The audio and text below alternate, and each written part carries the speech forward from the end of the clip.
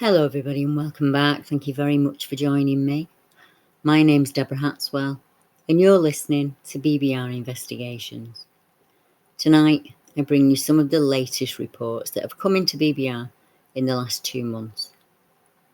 I have had to split the episode into 2 parts due to the high number of recent reports and requests for help. In part 1 we will hear from people who've seen the strangest of things whilst going about their ordinary daily routine. First, we go to Yorkshire. In the small town of Moulton, there's a bacon factory that sits on the side of the River Derwent. Many years ago, when I was only taking and sharing Bigfoot reports, I was contacted by a local lady who'd seen a number of tall, upright, hairy creatures in the woodlands along the bank of the river, and she'd also seen them watching her home. One of our BBR members, Stu Hill, went down and met the lady to investigate the area she sees them in. Stu Hill has been a BBR member for a number of years now, and he knows what he's looking for. And he did find some strange structures in the woodland. Now, this case is one I've not mentioned before on the channel, as it was a private case concerning a private individual. The lady suffered from knocking and banging on the walls of her home. And she confided with one of her neighbours, and they too were experiencing some strange stuff around the home. At first, she encouraged the interaction, and she'd gift and leave food out for them. But sooner or later, this was not enough, or their agenda changed somehow. The interaction became very negative after the homeowner took a photograph of one of the figures. Needless to say, it was not too long before I was contacted by a chap who knew nothing of this case, but he too had experienced something strange next to the river and the bacon factory, only about 500 yards from where the original witness's flat sits. The witness name was Lee, and he shared an experience that happened in 2021, and he said, "Hi Deborah, I contacted you as I had a really weird experience when I was staying at a house near the area you mentioned in your live feed. You said a lady who was living close to the bacon factory in Moulton had taken some photos of creatures she'd seen watching her at night. Well, I was with a few workmates from the Moulton bacon factory and we were staying together, and one night we drank quite a lot of beer. We had a good time. I crashed out and I slept. We all did. The next day I woke about 4:30 a.m. feeling a little worse for wear. So I went for a walk up from the house to get some air. It was a very long lane and I slowly walked along it, just trying to freshen up. I was approaching, but not close to a crossroads, and over the road from that crossroads there's a little village. And as I approached it, I heard a dog barking like mad. But there was no way that it could have seen me. I don't think I was the reason it was barking. I was way too far away, but something must have set it off. I decided I was going to get to the end of the road and go into the village, but this dog by this time was going mental. It was barking like mad, like something was bothering it. It didn't sound like a normal bark. It was different. It spooked me a bit because I knew it wasn't barking at me. It was barking at something else. I suddenly felt very vulnerable, so I turned around and I started back down the long road. I felt uneasy. I thought something could be following me, but I'm sure, I hope, it was just my imagination. I didn't want to run, as whatever it was could run wild and come after me. At this point, I was walking faster to try and get back to the flat, and luckily a milk float driver pulled up and asked me if I needed a lift, and I accepted. I told him what had happened, and he told me about the news story that had been on the TV the night before, about that weird creature in the fields. I got a chill, I can tell you. Now, I think the news report that Lee's referring to is a case of the bizarre beast that had been spotted by a walker in the fields around Shelby. Steve Weston, who lives in Selby, was walking home from work in Birkin when he spotted a large black figure that was lumbering across the other side of a field, and he was heading towards the Gateforth area. Steve said, "I've never seen anything like this in my life. It was completely bizarre. And when I saw it, I thought to myself, what on earth is that?" Steve said the animal was far too large to be a dog, and he said that it didn't have similar movements to any animal that he'd seen around the area before. It looked to be absolutely huge, he said. It's just unexplainable. It looked to be really muscular. Steve explained how this animal run through the fields, changing directions multiple times, before chasing after a hare and running off into the distance. Now, I don't know if these two cases are connected. The area between them, as the crow flies, is not very far at all. In fact, you have a choice of two river valleys to choose from, as the Ouse and the Derwent run there. It seems a strange place for a cryptid to be seen, but we've heard of over and over of reports of them coming very close to habituation areas or areas where we live. Is the food factory the draw? I lost touch with the original witness, but I knew it wouldn't be the last that we'd heard from Moulton. So you can imagine how pleased I was when another person contacted me recently after their own experience in the Moulton area. The chap got in touch with me and said, I sent this email to you so I could make a report of a cryptid sighting that happened to myself and my friend recently. What we experienced was only a few days ago. It happened on the 20th of June 2022. My friend and I went cycling around the Moulton area. We live in Ryton, just outside of the town. We started off going through Moulton and back to Ryton down a small bike lane that goes past the Eden camp. When we went past the Eden camp, my friend started to feel as if we were being followed by something, and it was dark by this time. We kept on going, and further up the road we saw a baby deer. It came out onto the road, and it then ran past us and went off into the bushes. We didn't think anything of that, as you see deer around here all the time. So we didn't pay much attention to the deer, or why it would be out in the open like that, until we went past a set of houses. And as we walked past, we heard some sort of loud, deep noises like voices. I would describe it as chittering or chattering, and it was coming from one of the gardens. Now, it was at this point I got really scared as I saw a pair of red eyes looking at us from just above the grass line of the house. I don't know what has red eyes or red eye shine, or what was hiding in that grass. But as you can imagine, after hearing this weird speech and seeing whatever it was hiding in the grass, we quickly made our way back home as we were really creeped out. When we got back home, my friend said that after we'd gotten away from the garden, he felt as if he could feel whatever it was that was watching us, following close behind us. Was it following us? By the way he explained it, it felt as if he was seeing things through the eyes of whatever it was, like it was following us back home, and he could see it do that.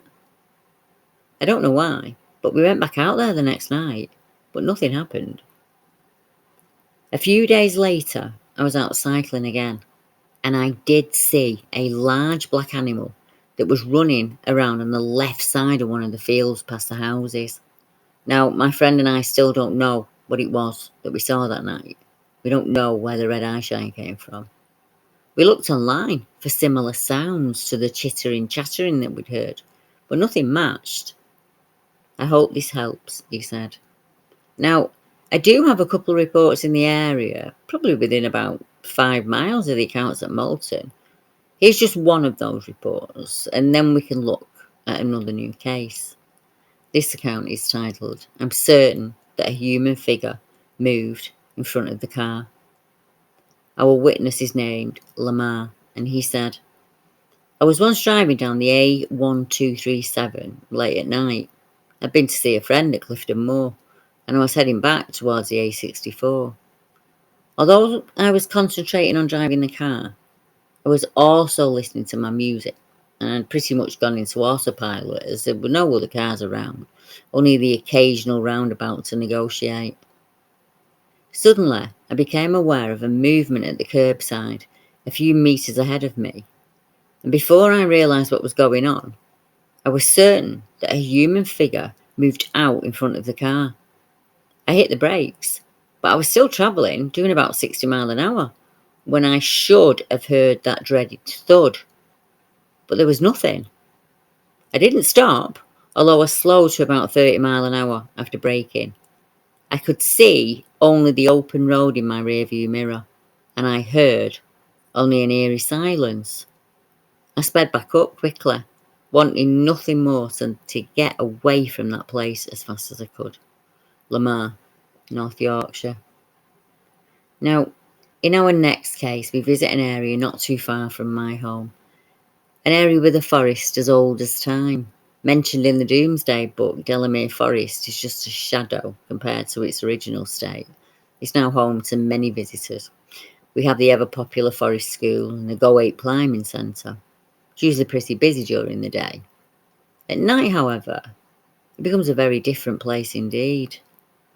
For example, many of the strange figures and creatures that have been reported by visitors to the forest are more canine in description than anything else, which is unusual for the UK. Several visitors have reported hearing and seeing strange wolf-like creatures, with one case being reported to the police. A motorist passing the forest in lockdown saw a strange grey humanoid figure that leapt across the road in front of the car.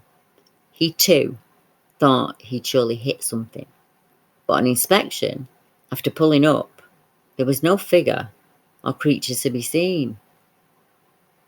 One lady contacted me after an awful night of camping with her husband in the forest. She said, "Myself and my husband went to Delamere in 2019, and oh boy was it alive with activity. We haven't been back to camp there since, and I refuse to go back there. During the night, lots of lights were seen floating within the trees, and the rest of the night was just as strange. At one point, my tent was unzipped, and I saw a pure black shadow, and I saw it enter my tent, which made me freeze. The shadow left, and it zipped the tent back up as it did." Now add this to the reports of animals screaming in pain, ghost lights within the trees, spectral carriages, werewolves, and the many UFO reports. Delamere is a very strange place indeed. I've recently received a really interesting case from the forest that I'm sharing here for the first time tonight. This report is titled "Multiple Experiences at Delamere Forest. Someone calls my name." Now, this witness contacted me via YouTube, and his YouTube handle is Grim Noir. He said, "I used to work in Delamere Forest, and I know you've worked on some cases there. I've lived nearby for most of my life, and I've spent many family trips there, late walks, etc. There are many small paths that run through the woods, and you meet wildlife, horse riders, dog walkers along the trails here. But also there is a lot of dense foliage, some small lakes and mires. It's not an ordinary forest. I've experienced a couple of unexplained things whilst working there. Strangely enough, mostly during the day. For my work, I usually work in the forest around sunrise until about sunset. Patrol different paths, some that not many people take. Half of my time working there would be alone, and the rest I would be around forest visitors or my colleagues. My work would have me 100% of the time among the trees and the trails. Now, I've witnessed small floating lights, shadows moving in my peripheral vision. But what struck me the most, as it happened a few times, is hearing someone call my name, as if they were standing next to me. Sometimes I'd be by myself or in a busy part of the forest, so it should have been easily explainable. It could have come from my radio, but I'd immediately respond through the channels and I'd be told no one had called for me. If I called out, nobody replied. I suppose it could have been visitors to the forest, calling out to friends and family members. However, when asking my present colleagues, they said they'd heard nobody call out. And when I'm alone, it would come like a whisper, with nobody in sight. I don't know where or how I'd hear these whispers and calls, but I know they weren't normal. It's not a grand, expansive forest like others in England, he said. The local area is quite peculiar, though. And I often remember the voices that would call out my name when I worked there. I've also camped around Nunsmere Woods a few times, which is local to me. I've had quite a few strange encounters with people and animals there that I can't forget. Grim noir. So as you see, the forest itself has many secrets, but I think it's willing to share them with anyone who visits there. One family contacted me after a disturbing experience that they had one Christmas Eve in the forest. The witness said, "The first incident that happened to us was around December 2010 in Delamere Forest. It was mid-afternoon, Christmas Eve, and my wife had asked me to take our two youngest sons, aged 9 and 5, out for a while, so she could finish wrapping their presents in secret. At the time, we lived in Frodsham, which is closer to the coast, so I took them out to Delamere Forest. I spent a couple of hours walking and playing around with them. It had snowed, or it was starting to snow from what I can remember. It got to about 4 p.m. and it was starting to go dark, and nobody was around at this time. The forest was emptying of people. We were on the far side, deep into the forest, on the side where the lake's located. In my mind, I thought it was time to go, and as soon as I thought that, I heard a noise coming from around 500 yards away, maybe further, off into the trees. The noise was the loudest scream I'd ever heard. It sounded like a woman was getting attacked in there. That scream went on for 10 to 15 seconds, and then it went from a scream into a low howl, to the point where we all looked at each other, and my eldest son said, "Let's go." We ran back to the car and got in as fast as we could, and at that point I had no knowledge of anything paranormal or any cryptid events within the forest. It didn't interest me at all. We did take photographs as well during the day, which I can dig out if you'd like them, and there was a very odd mist around my sons, which may be connected, I'm not sure. Now, the family have had strange experiences in other areas of the Northwest. I will share those experiences with you in the coming weeks in another podcast. Now, my next report comes from an area not too far from East Horsley in Surrey. East Horsley is a village and a civil parish about 21 miles south-west of London, and it's on the A246 between Leatherhead and Guildford. Now, the area is a mosaic of ancient woodland, chalk grassland, and extraordinary wildflower displays. Our witness is local to the surrounding area, and she said, "Hi Deb, I want to share something with you, but I want to stay anonymous, and please don't share the exact location. About 15 years ago, my partner and I lived in a little flat near the Common, north of East Horsley. We had a few strange things happen when we were there, and one of those events was a really frightening experience that my partner still won't really discuss to this day.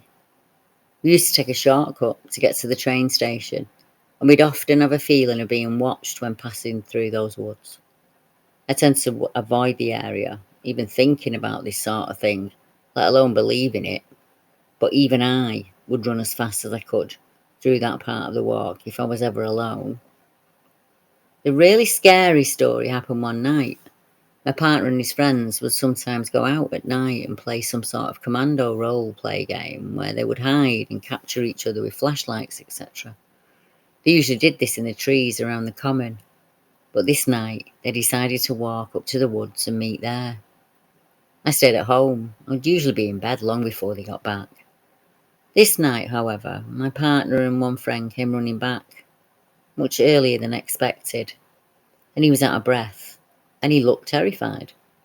He said they'd all split up to start playing the game, and everyone had gone and hid, and my partner spotted someone crouching down by a tree. He approached it, thinking it was one of his friends, only to realise as he got closer that this thing was not a friend, or not even a human. He said it had a kind of silvery skin, and he described its shape as a humanoid form. This thing wasn't wearing clothes, and it was watching him intensely. He said he'd had the urge to run, but instead he stepped forwards as if to frighten it away. That didn't work, and the thing didn't move. He stayed there, but kept watching him as he got closer to it. Now, the fact that it clearly wasn't scared of him frightened him. He changed his mind, and he backed away and started running. He was shouting for his friends and running really fast back down the main path to exit the woods. And as he was running, He kept seeing rustling branches, and he'd catch glimpses of it through the trees as it followed him. It kept up with him as he moved through there. He said he'd never ran so fast in his life, and he was barely able to describe all of this. I picked it up in little details over the years, but he still does not like to talk about it. He's a very straight-up person, and I absolutely believe that this is what he saw. Has anyone else described a similar creature in this area, Deb? She went on to add, one thing to note, and I'm unsure if this is related to what he saw that day, but the big house in Downside, not too far away, it was built by a man named Viscount Ligonier, who had an interesting history. He survived 28 gunshot wounds in one battle, and he had a harem of women who lived with him. We used to joke that maybe he was a vampire. It's a strange little place, and the only home I've ever had where I felt regularly spooked.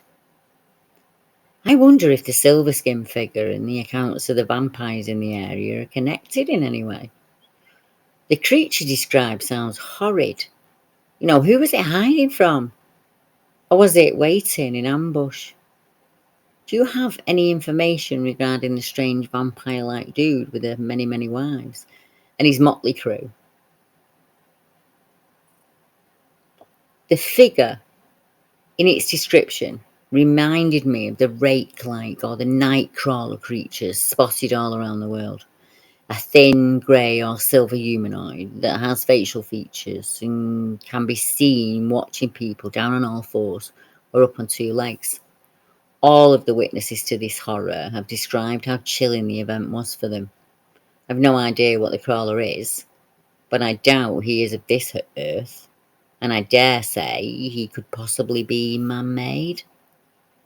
Years ago, I interviewed a Canadian witness to the Nightcrawler who was native to the area, and he called it the shtitil. The witness said, my experience with the shtitil happened back in 2010 in Lower Mainland, Fraser Valley, British Columbia, Canada.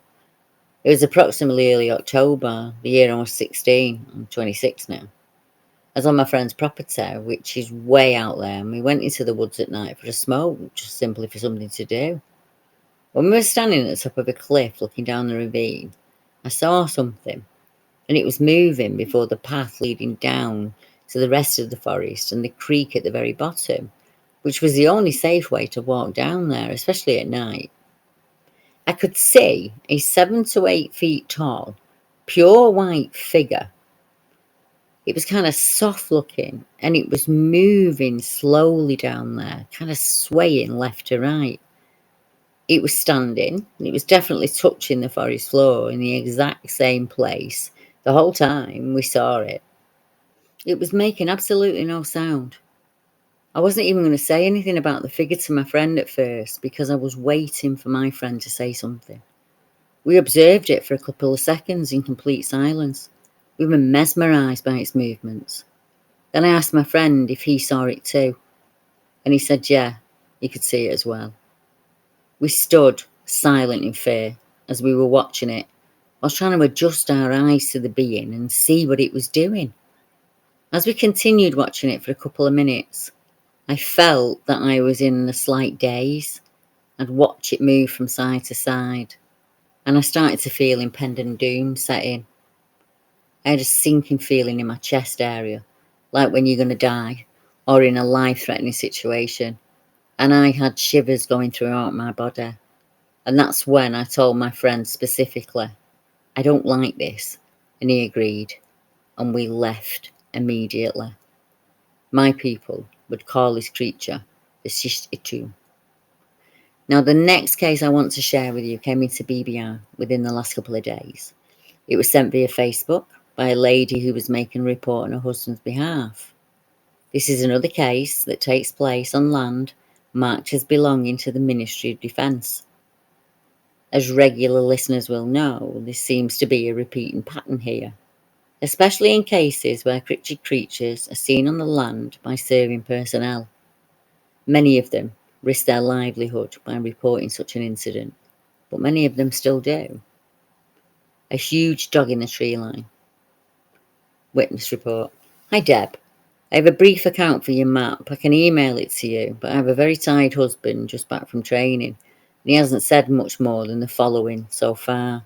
So I will add any other detail if any more comes to light at a later date. My husband was on the Bramley training area this weekend in Hampshire. He said he was woken up by a dog barking about 2:30 a.m. this morning, which would be late Saturday, early Sunday, 10th of July.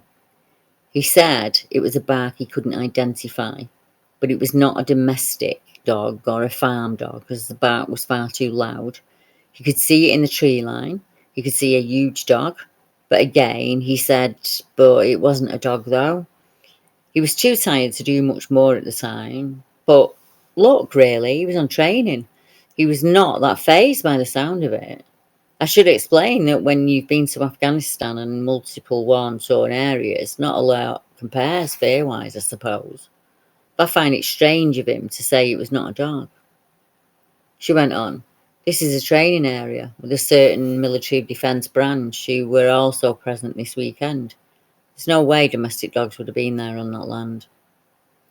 My husband said he asked anyone if they'd heard the strange dog barking in the morning, but they all said no. They did, however, hear a disturbance from a group who'd been celebrating. So by the time the barking started, he was fed up. He just wanted to go to sleep. He said whatever was barking sounded close and he could see the movement, but it was moving around in the bushes and hedges and he couldn't work out what it was. He did say it could have been something moving around in there that was not associated with the barking, say possibly a deer or some other animal. When my husband got home, he was too tired to talk, which is normal after he's been away. So sadly, more detail in the moment was lost. You asked me to ask him if it stood up on two legs at any point, and he thinks it was on all fours all the time. And you asked about the height of the dog. My husband's 6'4", and he would have remarked something particularly tall if he'd noticed it at a similar height. He eventually managed to get his head down again and forgot about it till he got home. I guess it could have been a native animal, she said. And how loud can a fox bark? What does a loud dog sound like at night in an area like that? Our witness went on to add, several years ago I had my own experience with a large non-native cat that I saw from the window at home. The cat was the size of a spaniel or a touch bigger. I looked out of the bedroom window and I saw it. We lived in Nettlecombe in Bracknell at the time. I saw this oversized black cat staring back at me, and in one leap it jumped straight over a 4-foot-high fence without touching it, and that was it. It vanished. And it was dark and our house backed onto the woods. Apparently those oversized cats did exist here. I saw a programme once and they showed a stuffed one of them, and I knew as soon as I saw it that that was the same size and description as the one I'd seen. There's a name for this extinct size of cat, but I don't know what it's called, Deb. I wonder if it occurs to people when they see a large cat or even a cryptid creature that for all this is the first time they've laid eyes on it. That creature could have walked that way 1,000 times before. I think as humans, our default setting is safety-based, so it's easier to imagine this as a one-off event, rather than a permanent resident you wish didn't live nearby. How many times have we walked the dog or taken the children to a place that has a report of a cryptid creature or an unusual figure that hides within the trees?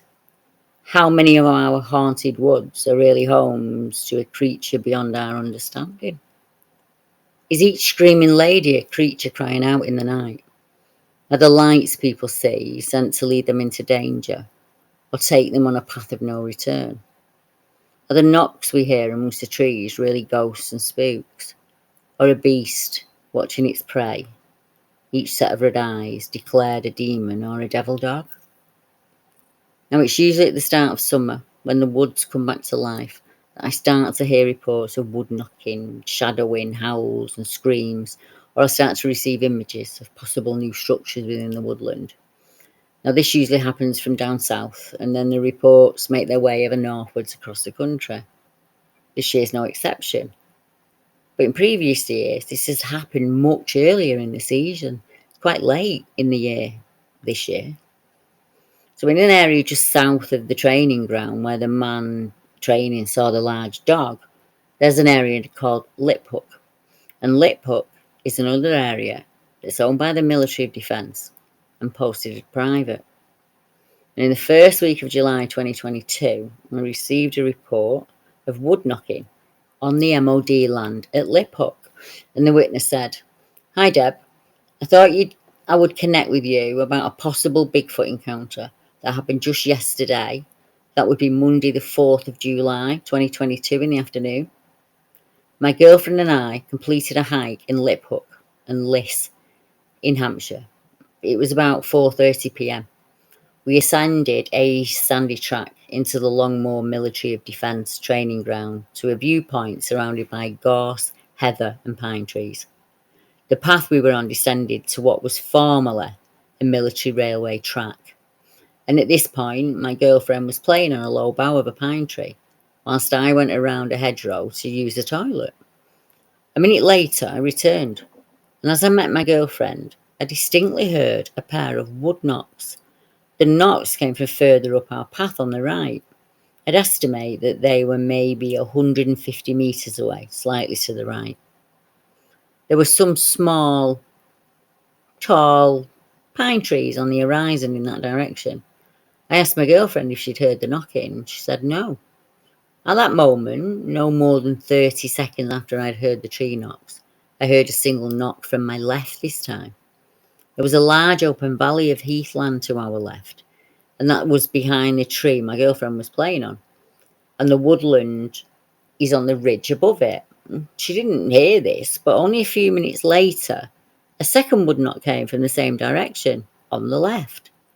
I'd approximate that this was a little further away than the first two, perhaps about 200, 250 metres. She heard that knock, and she said it sounded like a carpenter. She also noted the echo, which was also the case with the other tree knocks. So that ruled out woodpeckers, whose drilling would have been fainter and more persistent more often. And woodpeckers do not respond to each other from large distances by knocking. We didn't see any grouse or pheasants, and it was a very desolate area, absolutely completely devoid of people. There was no evidence of game shooting. This area is used by the military, but we would not have been able to walk here had it been a military exercise had been on, because the path would have been closed to the public. We hadn't encountered anyone during this 2 to 3 mile stretch of walk. I know from my research that someone had heard a wood knock in Liphook in recent years. It's a very remote area. My girlfriend and I have completed many hikes in Surrey, Sussex, Wiltshire and Hampshire over the last 2 years, but this area has an almost otherworldly solitude we haven't encountered anywhere else. He said, I believe myself to be analytical. I can't explain what we heard.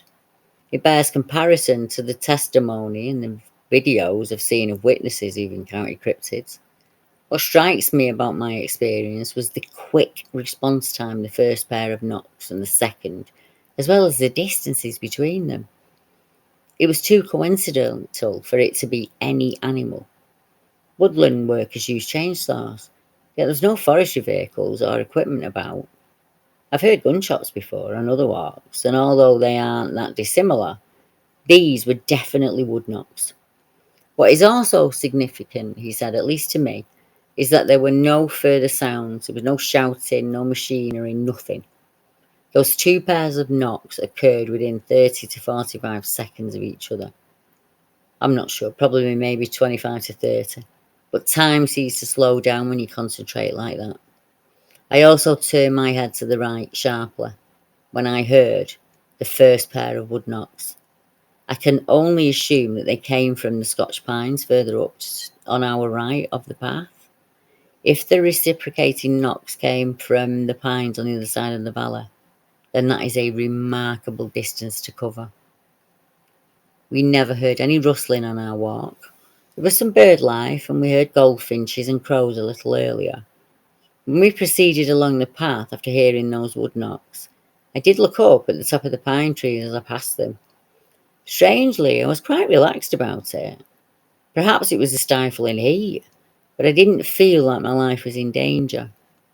However, had I been alone, I may have hung around for a while to see if I could notice any movement, presumably from the treetops. From what I've heard, these creatures, if indeed they're related to Sasquatch, can remain motionless for a very long time. It probably wouldn't have been a good idea for me to hang around there. Incidentally, there was no stench or smell in the air at any point. He went on to add, "Part of me wants to return, but I'm not sure. I saw a missing 411 I hunted, and that terrified me.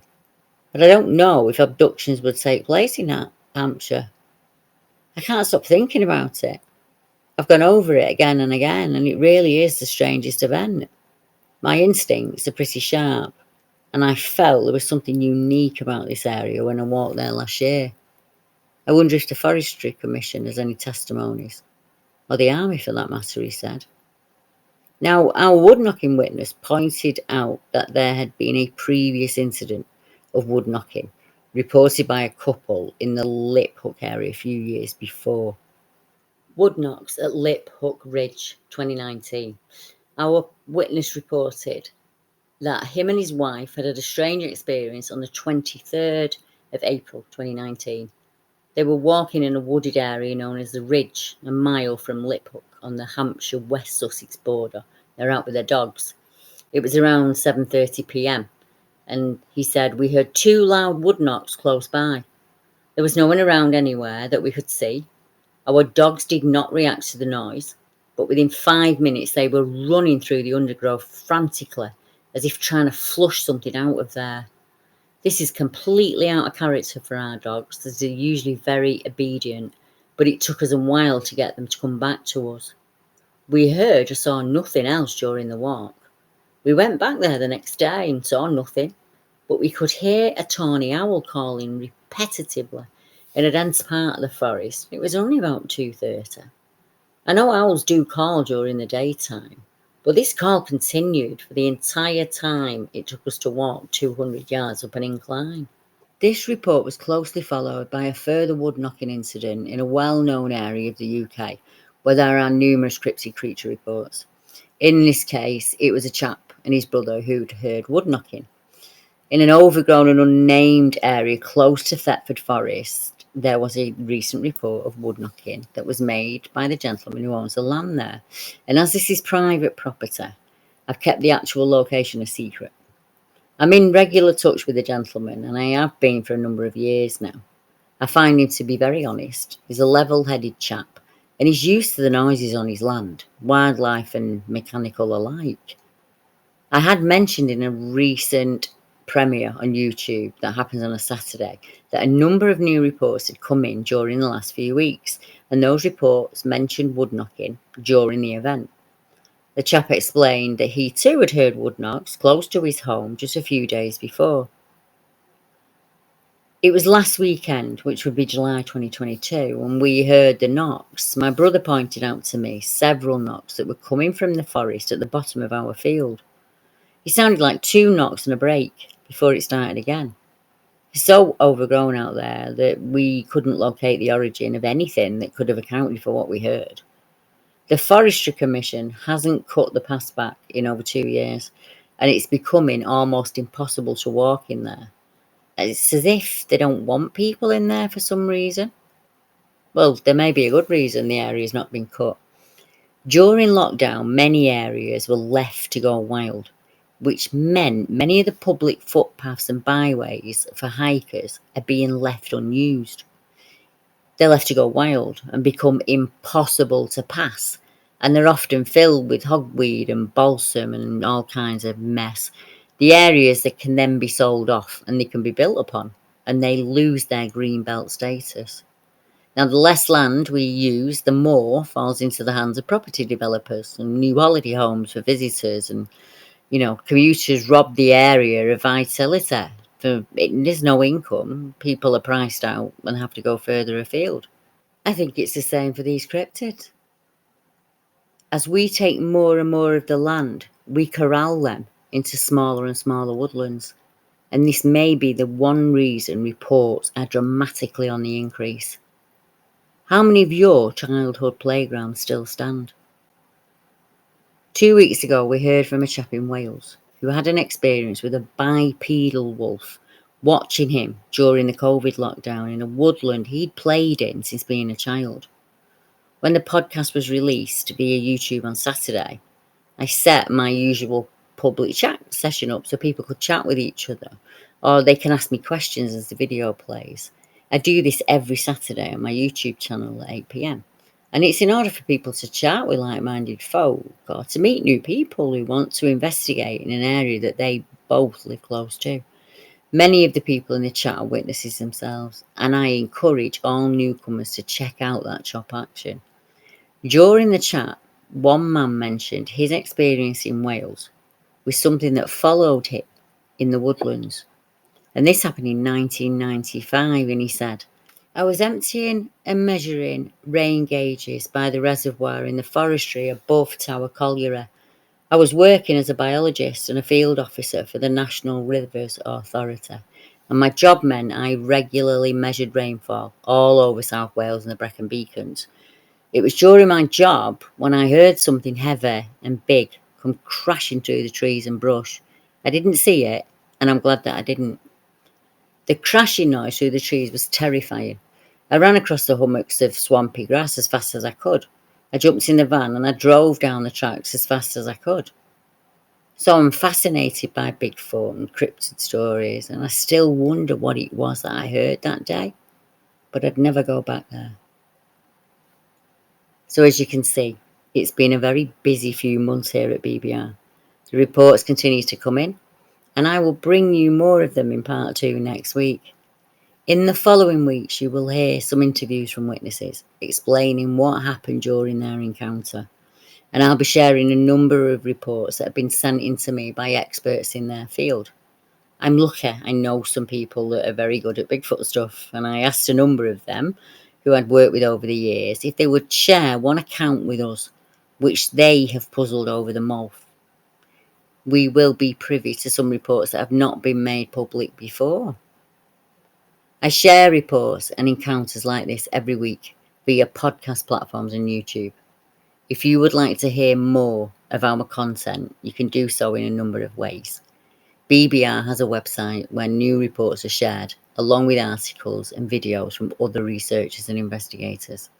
You can become a YouTube member or a patron when you will receive exclusive videos and sighting reports before they're made public. Please follow me on Facebook or Twitter, and like, share and subscribe to help the channel to grow. I hope you had a lovely week and the heat is being kind to you. I will be back next week at the same time. Please join me as I share with you the world of the weird and the strange. Good night, everyone.